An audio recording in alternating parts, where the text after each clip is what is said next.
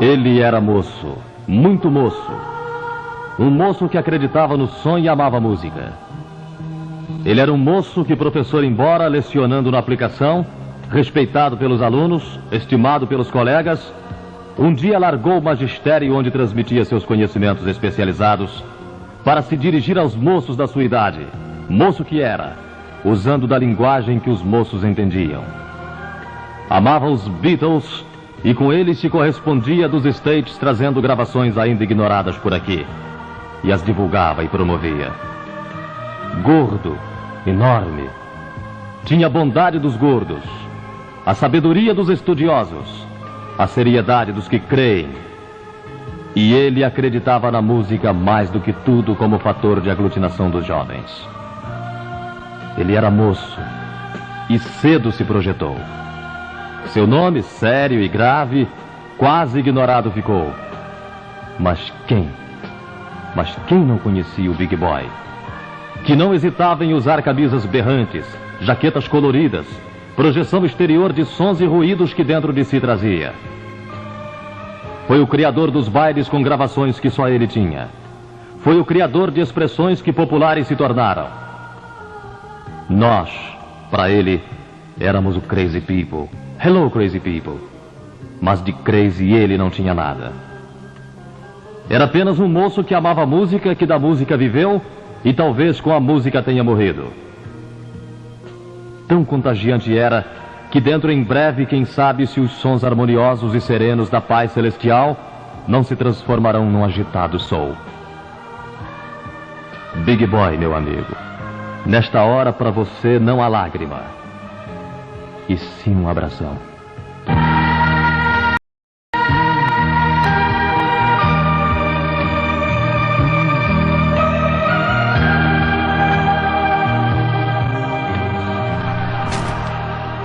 Crazy People, no ar, Big Boy Show!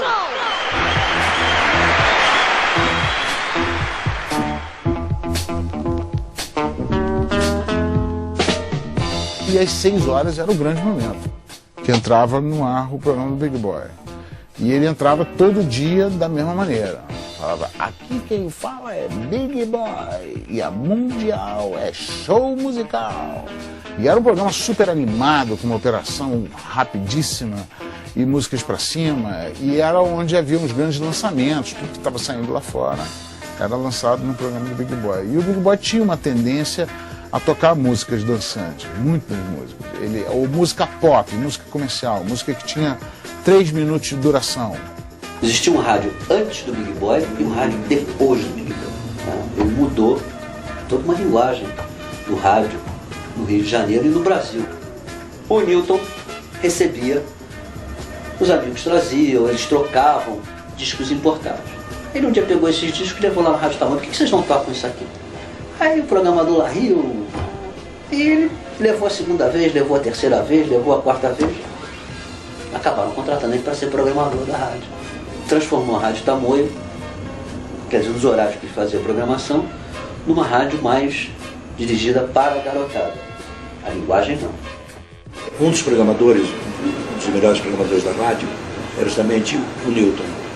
E ele era especialista em música pop.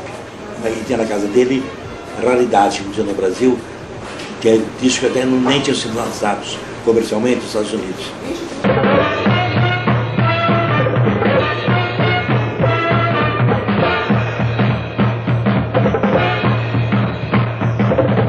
Aqui fala Big Boy, apresentando a Mundial é show musical! Bom, aí o Roberto Marinho comprou a Rádio do Zaru, na Mundial, que era uma emissora só de Jesus está chamando, copo d'água, dava sopa dos pobres. A emissora tinha totalmente essa imagem religiosa. Bom, então a minha função na Mundial era mudar do dia para a noite a imagem da emissora. Aí criei um esquema chamado Mundial é show musical.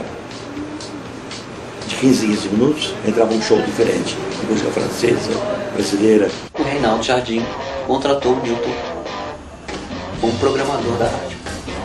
E as músicas mais novas, mais modernas, tinha que ter alguém para apresentar.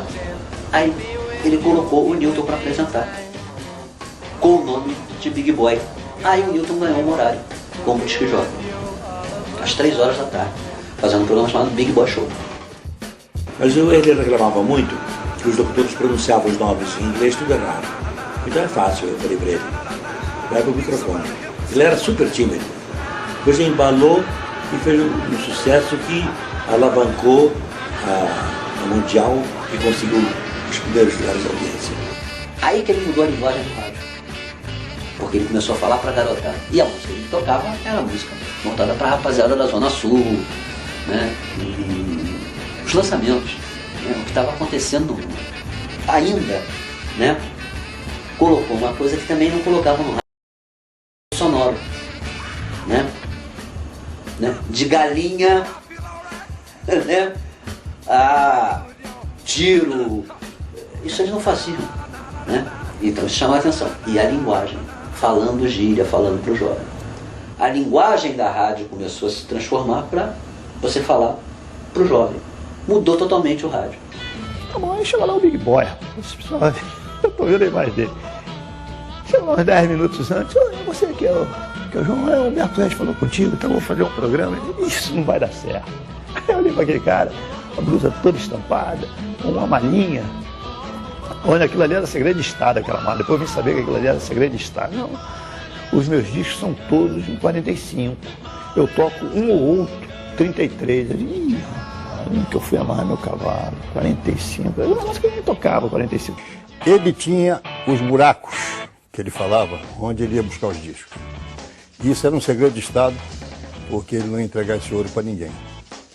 Ele sabia exatamente sebos em Londres, né, em Nova York.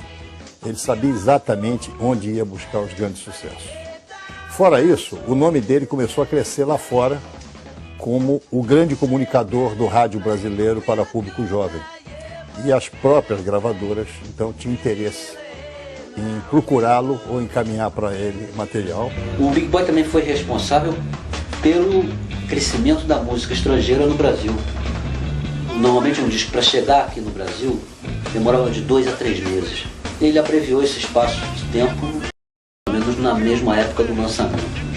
Rapaz, olha, era muita gente, comissário de bordo, comissária aeromoça, ele mesmo viajava. Como é que vai ser a abertura? Aí disse, olha, tem esse disco aqui, outro disco 45. Eu disse, meu Deus do céu, isso não vai dar certo. Aí eu vou apresentar, aí tu entra, sobe a música, o prefixo, aí desce o prefixo, eu falo, anuncio a primeira música. Aí quando eu abri o microfone pro cara, o cara se transformou totalmente. Alô, fala bem mais. Cara, esse cara é doido mesmo. Esse é o som da Mundial, super quente, o balanço de Big Boy, 10 anos de rock and roll, e aí vem do Harrison Band, 16 Tons. Eu fui programador da Rádio Tamanho, eu entrei nisso, uma roda viva. Um dia descobriram, você é maluco, eu concordei, eu sou. Quer dizer, eu acho que é um meio de ganhar vida como outro qualquer, como andar de bicicleta em cima de um fio. Falei para ele, usa a linguagem da juventude, ele está usando uma linguagem de locutor. Para locutor por locutor, põe o outro, entende? Aí começamos a conversar, tal, chegamos a essa fórmula, né, de ele endoidar, né? Então a linguagem dele se tornou muito popular no Rio de Janeiro e no Brasil todo. Big Boy, super quente, e aí vem Tubular Bells, Jam Boys Orchestra, o tema do Exorcista Dançante. Nossa, uma coisa, eu vou gravar numa fita, uns ruídos aí para soltar nesse programa. Aí, no dia seguinte, ele... Alô, que fala Big Boy, apresentando na Rádio Mundial, show musical. Então, no fundo tá tocando, né? No fundo... Aí eu soltei um boi. Aí o cara pulou da cadeira, ele ficou doido. Vamos apresentar, não sei o que e tal. Eu disse, pô, esse cara gosta de maluquice. Então é isso que eu vou fazer. Eu vou fazer uma loucura aqui nesse programa. Rapaz... Ô, Big Boy, por que você fez tanto sucesso na Guanabara? Você é muito querido pelas músicas da Guanabara? Não, acontece o seguinte, eu acho que faltava um programa que mostrasse realmente o que está sendo feito em matéria de música internacional. Agora, não um programa mais um programa que se interessasse, entende? Eu tenho a paixão pela música pop como você tem a paixão pelo seu programa. Você vai lá buscar o material. Eu vou lá buscar os discos, as informações, eu tenho bibliotecas completas. Eu fiz o possível e impossível para entrevistar Elvis Presley em Las Vegas. Eu conheço James Brown, John Coltrane, os Rolling Stones, um dos Beatles. Eu tento sempre fazer disso algo de positivo, trazer o que eles estão realmente tocando lá fora em matéria de música pop. E não um programa mais. Eu acho que eu consegui isso. Eles me deram esse crédito de confiança. E por isso o programa está na liderança de música jovem. E o segundo na Guanabara, graças a Deus, é o público. Eu vou te contar, às 6 horas da tarde o Rio de Janeiro parava. Quer dizer, hoje em dia você tem tanta coisa que dispersam as pessoas na televisão, TV a cabo, internet, computador, e satélite, não sei o que. Não, naquela época você tinha televisão aberta com 3 ou 4 canais e rádio. E era só. Não tinha internet, não tinha CD, não tinha nada disso. Então, um programa de rádio que nem o do Big Boy de segunda a sexta às 6 horas da tarde era muito ouvido. Todo mundo ouvia esse programa. Você andava na rua, você ouvia. Os rádios dos carros, em casa, todo mundial. Era uma loucura. Com licença, a senhora está na frente, olha a atenção, olha o vestido aí, vai queimar, com licença, minha senhora, é ele, meu ídolo, sempre um autógrafo, o sensacional, o incrível, o Wolfman Jack, Wolfman, o maior disque jockey do mundo, palmas todas para o incrível, o Wolfman Jack, Wolfman Jack. O Big Boy, como muita gente da época dele, era um sujeito que admirava muito um locutor, um DJ americano chamado Wolfman Jack. Então, você tinha até uma barbicha e tinha uma voz rouca, não necessariamente grave, mas rouca, e que incorporava um personagem no rádio americano. O papel do disc jockey é capital na história do rock and roll. Haja visto o próprio nome rock and roll, quem descobriu foi um disc jockey, Alan Freed. E depois também foi um disc jockey em quem acreditou e insistiu em tocar o primeiro disco de Elvis Presley em Memphis. O disco chamava-se That's Alright Mama, e ele loucamente insistia em tocar o disco, o primeiro dia e o segundo, até que a avalanche, as pessoas perguntavam por quê. Portanto, o disc jockey é uma figura assim, capital. Eu acredito que um disco nos Estados Unidos hoje em dia tem que tocar no programa do Wolfman Jack, senão vai ser esquecido fatalmente. E o Big Boy, ele não copiou o Wolfman Jack, ele adaptou, digamos, a nossa cultura, né? E aos dotes que ele tinha. Ele não era um locutor de voz grave, ele era um sujeito que tinha uma voz fina, uma voz que saía da garganta para fora, ela não vinha daqui de dentro, do diafragma. Hello, Crazy People, Diabólica é sensacional, prestigia esse programa é incrível, um programa lindo, vocês viram tudo. Rock é realmente um barato. Claro que é um barato. O rock vai ser e será sempre um barato. A confusão que o pessoal pensa é que rock não tem dança. Rock é movimento, twist, rally-gally, pular. É rock, sempre vai ser rock também. Soul music é rock. O pessoal fala, não, soul music de preto, nada disso não. Soul music é rock, tudo é rock. Let's twist again, the shock, the jump, the bump, the rally-gally, the flashlight. Tudo isso é rock. Rock é lindo.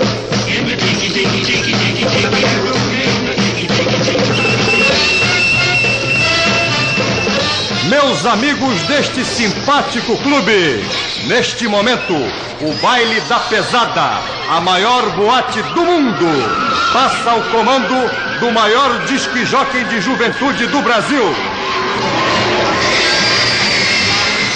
Big Boy, Big Boy, Big Boy.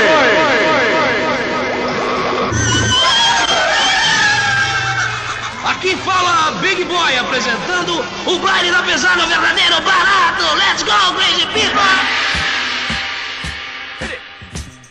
Para bem da verdade, nós vamos dizer o seguinte: quem começou tudo isso foi Ademir. E o Newton me telefonou um dia e disse: PC, precisamos conversar. O Ademir do Bator está com a ideia de fazer um negócio de um baile em esquema popular, num lugar gigantesco. Parece que ele já teve contato com o Canecão. Acho que foi um sucesso. Botava 4.000 pessoas no Canecão, tirava as mesas e, era um sucesso. Só que isso foi uma temporada, né? E acabou. Aí o que eles fizeram? Vamos montar um equipamento e vamos fazer baile dos clubes. Magnatas, no Rocha, Grajaú, Country Club. Aí começaram, fizeram uns 2 ou 3 bailes. O Ademir pirou e largou o negócio. E eu fiquei discotecário oficial do negócio, no início do baile eu tinha que tocar o tipo de música, eu tinha que encher a pista. Eu não podia tocar o sucesso, eu queria tocar o sucesso. Aí eu comecei a tocar a música rápida para o povo começar a dançar e era soul music, um funkzinho. E isso, a garotada começou a dançar, eles começaram a ensaiar os primeiros coreografias. E o negócio foi pegando, tocava os sucessos, dançantes. Mas o funk passou a ser o carro-chefe, a música principal. E a coisa foi a um ponto que nós acabamos em 2 anos e meio, 3 anos, fazendo mais de 400 bailes. No Rio, São Paulo, Minas, Porto Alegre, Brasília, o Baile da Pesada correu o Brasil todo. A partir do Baile da Pesada começaram a surgir as outras equipes, né? Furacão 2000, a do Paulão, a Soul Grand Prix, um monte delas. Primeiro eles eram frequentadores do baile. A partir dos frequentadores do baile eles começaram a montar as suas equipes, todos eles. Underground.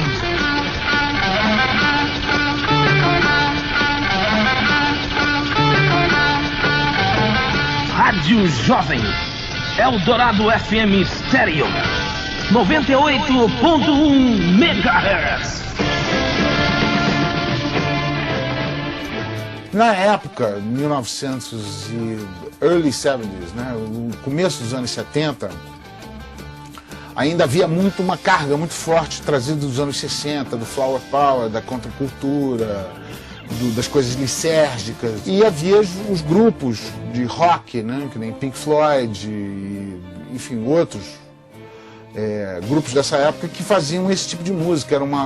Havia o rock sinfônico, havia o rock de arena, havia o rock, enfim, mais elaborado, né? E a Eldopop se propôs a tocar esse tipo de música. Era uma rádio que não tocava single, não tocava músicas curtas, de 3 minutos. Só tocava faixas de LPs de 6, 7 minutos. O Sistema Globo, o FM estava começando no Brasil. O diretor da rádio, que era o Maluí, chegou um dia na sala de programação e disse: o seguinte, tem que botar uma rádio amanhã no ar, 3 horas da tarde, experiência. O que não toca na Mundial, não pode tocar o que toca na Mundial. Não tinha disco, não tinha nada. Fui na discoteca do Newton, trabalhava com ele. Newton, vamos tocar o quê? Aqueles pop progressivo que não toca aqui na rádio. Então, é isso. E começamos a fazer a rádio assim. E a rádio foi um puta sucesso. E tinha um charme, ela não dizia o nome das músicas. O povo ficava doido querendo saber o nome das músicas, a gente também não informava. Era o charme da rádio. Então, a Eldopop era isso, ela não tinha locução, era uma rádio que era comum você tomar uma droga, desde uma droga leve, que nem maconha, ou uma droga mais pesada, como um ácido, uma mescalina, sei lá, uma coisa assim, e ficava viajando ouvindo o som da Eldopop. Era um grande barato da época, um bando de bobo. Num quarto tava lá, os caras estirados, doidados, ouvindo um som, viajando no som. E a Eldopop era basicamente isso. Não que todo mundo que ouvisse a Eldopop fosse doidão, óbvio que não, mas fazia parte da cultura da época, esse tipo de comportamento. Ela foi em primeiro lugar na época. Antes do evento Rádio Cidade, que foi a popularização do FM, né? A Eldopop era a primeira colocada.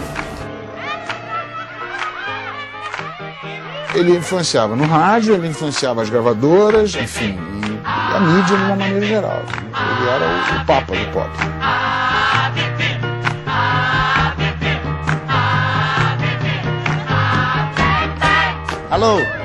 Alô, caretas. Eu acho que a onda é essa aí, estamos na nossa. É isso aí, Big Boy. Hi, this is James Brown saying Big Boy don't have to be a favorite. He don't have to be a part of a smart organization. He's just simply the best.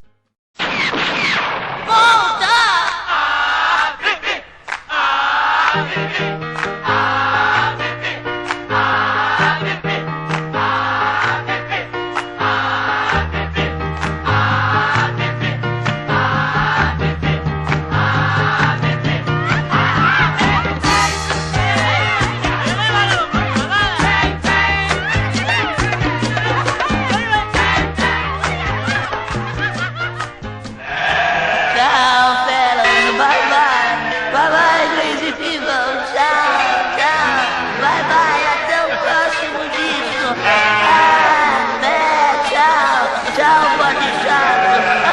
mamãe, tchau.